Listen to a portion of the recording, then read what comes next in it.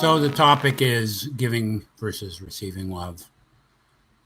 I'm not sure that those two things can be um, spoken of so clearly as two different things and opposites, or are they two parts of the same thing? I don't know. I mean, and also I realized, oh yeah, welcome to Too Late to podcast episode 9, the podcast by the person coming too late to the podcast medium, the late bloomer who career success came late, and a child came into his life late, but never too late. It may, however, be too late to have a podcast. I don't know how many. I don't know if I'm going to be riffing on the idea of too late for the entire run of this podcast. I mean, right now I haven't even put, this is episode 9. I haven't put any of them out there. They're all going to be vomited up upon the world at the same time. Right now, the podcast not only has no focus, but also has no listeners. And I can't really imagine it having listeners. I will say that last night I listened to the first one, and it was much more enjoyable to listen to than to watch and listen to. I'm putting it on YouTube because the person who set it up for me said that's the way to do it, but I question that. I question that if you have stumbled upon this, stop looking, just listen. I think I'm more compelling in your ear than on your eyes. Anyway, 2 minutes. Okay, so I'm going to recall how many times when I was a young man did a young woman I was infatuated with either tell me she wouldn't go out with me or tell me she was breaking up with me because I didn't love myself. And if I didn't love myself, I could not love somebody else. I have to say that at the time that they used to say that, I had no idea what it meant to love yourself. And I still don't know that I know what it means.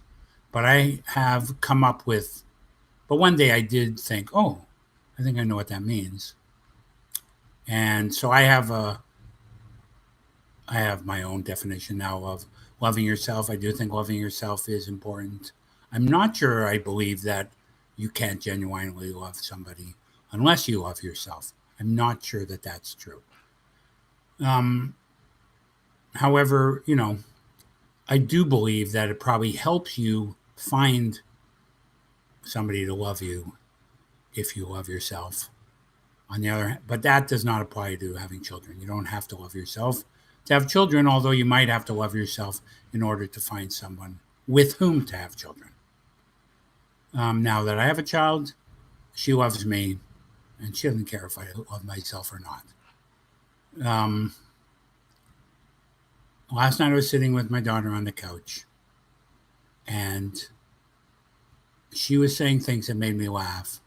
I was doing things that made her laugh.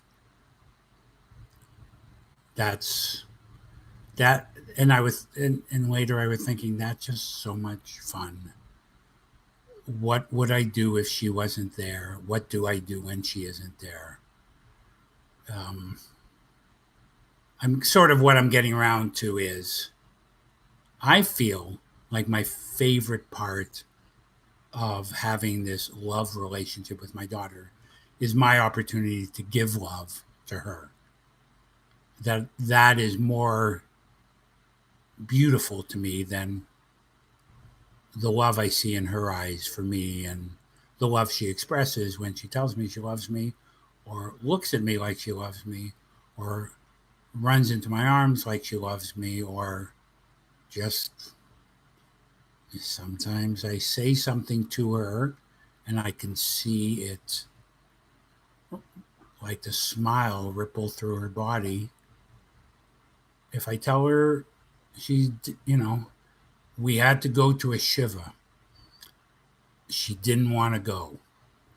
I knew she didn't want to go. It was just going to be adults, no kids, nothing fun. She inherently knew it wasn't for her. I had no choice but to take her because her mother was working.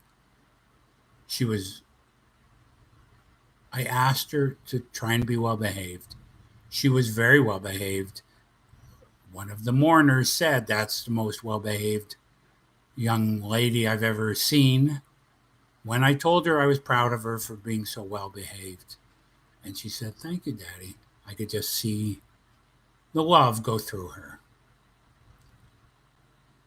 But then that was, what was that? What was that? Giving love or receiving love?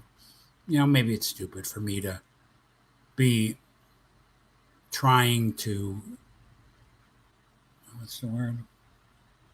Parse that. Oh, looks like I have to do one more.